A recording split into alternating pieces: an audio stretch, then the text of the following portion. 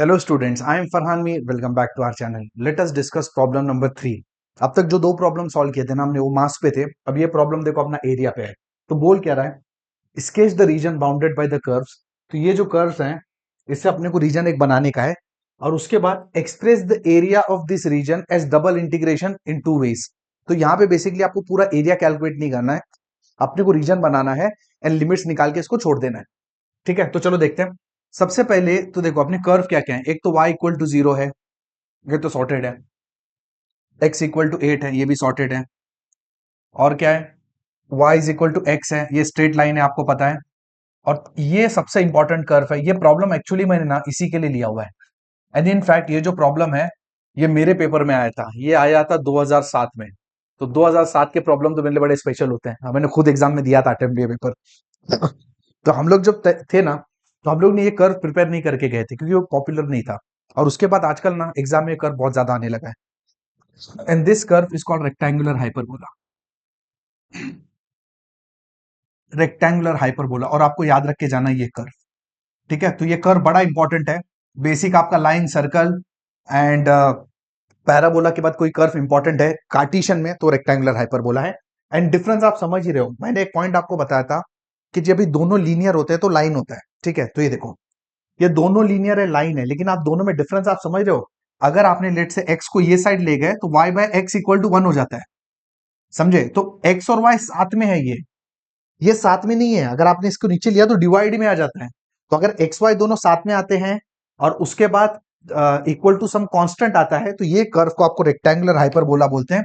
और ये कर्व आपको याद रख के जाना पड़ेगा। और इसका डिजाइनिंग कैसा होता है मैं आपको बताता हूँ। ये देखो, इसका डिजाइनिंग कैसा होता है पता है? ऐसा होता है। This is rectangular hyperbola. ये कभी भी ना इसको टच नहीं करेगा।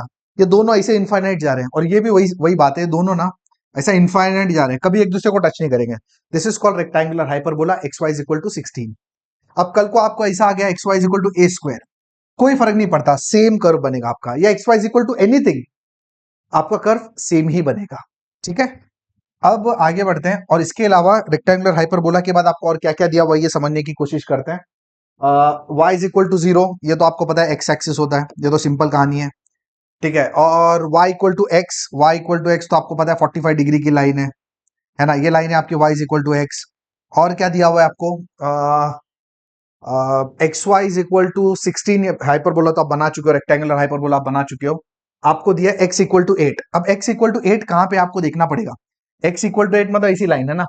अब x इक्वल टू 8 क्या इधर से जा रही है क्या? x इक्वल टू 8 ऐसी है, ये साइड है, ये साइड है। इसके लिए अपने को ये पॉइंट ऑफ इंटरसेक्शन निकालना पड़ेगा। Let's say this is a।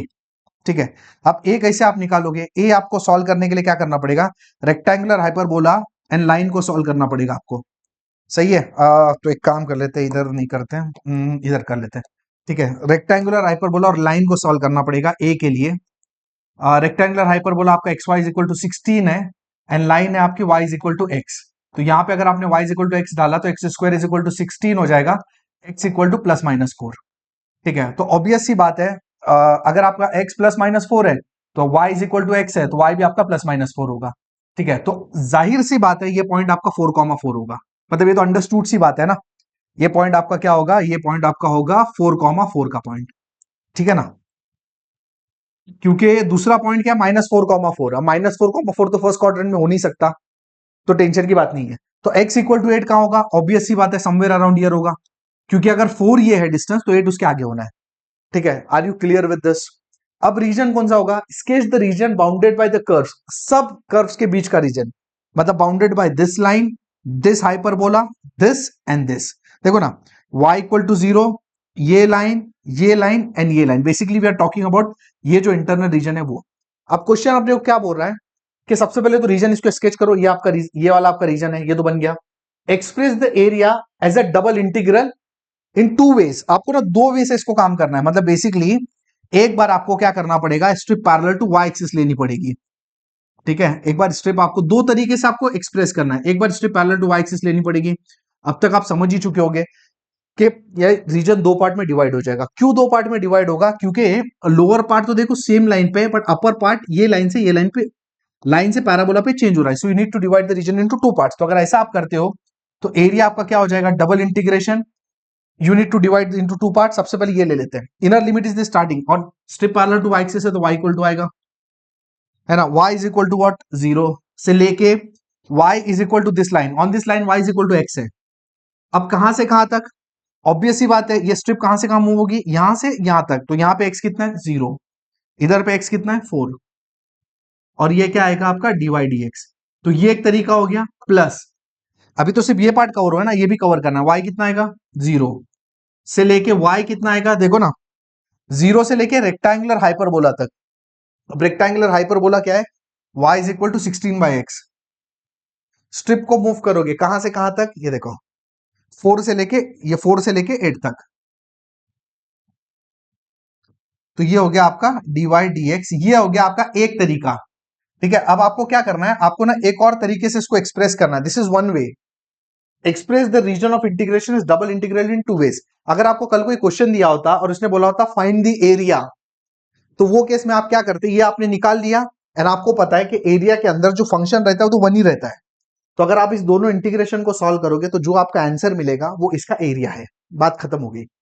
लेकिन क्वेश्चन में आपको क्या बोला है कि एरिया निकालो नहीं बोल रहा है, खाली स्केच करो, और दो तरीके से करो। ठीक है, आगे बढ़ते हैं नेक्स्ट। अभी अगेन अगर दूसरे तरीके से आप जा रहे हो तो let me draw the region again. ठीक है ना, let me draw the region again. ये है आपका रेक्टेंगुलर हाइपरबोला, ये आपका x इक्वल टू 8 है, ये आपका y इक्वल टू x है, ये आपका y इक्वल टू 0 है। ठीक है, एंड दैट्स इट। अब इस बार आपको क्या करना पड़ेगा, strip parallel to x axis लेना पड़ेगा। अब मुझे बताओ, अगर आप strip parallel to x axis लेते हो तो क्या अगेन रीजन को दो पार्ट में डिवाइड करना पड़ेगा, नहीं करना पड़ेगा? एक पार्ट तो आपका ये हो गया, एक पार्ट आपका ये हो गया, है ना। Again you need to divide the region into two parts. क्यों?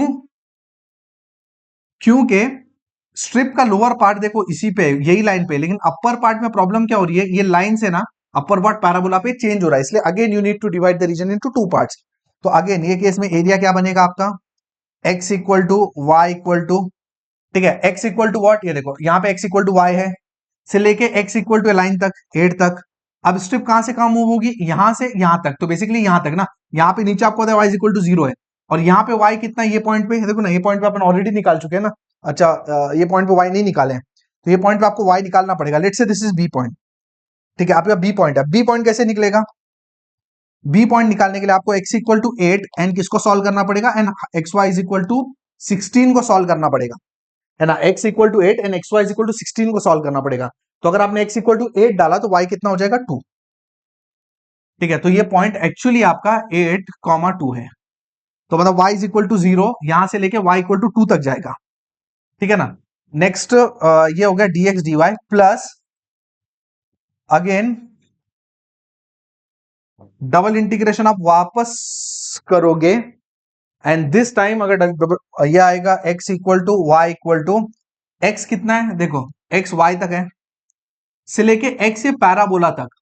ठीक है, x कितना है इस पैराबोला पे, x पैराबोला पे, हाइपरबोला पे, सॉरी, रेक्टेंगुलर हाइपरबोला पे x कितना है 16/y।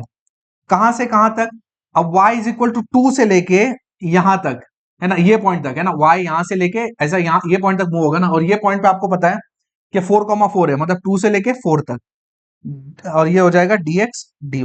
तो अपने को बोला एक्सप्रेस करने, अगर एग्जाम में होता है इसका एरिया निकालो, तो आइदर आपकी चॉइस, आप पैरेलल टू y ले सकते थे या पैरेलल टू x ले सकते थे, कैसे भी लेके आप इस प्रॉब्लम को सॉल्व कर सकते हो।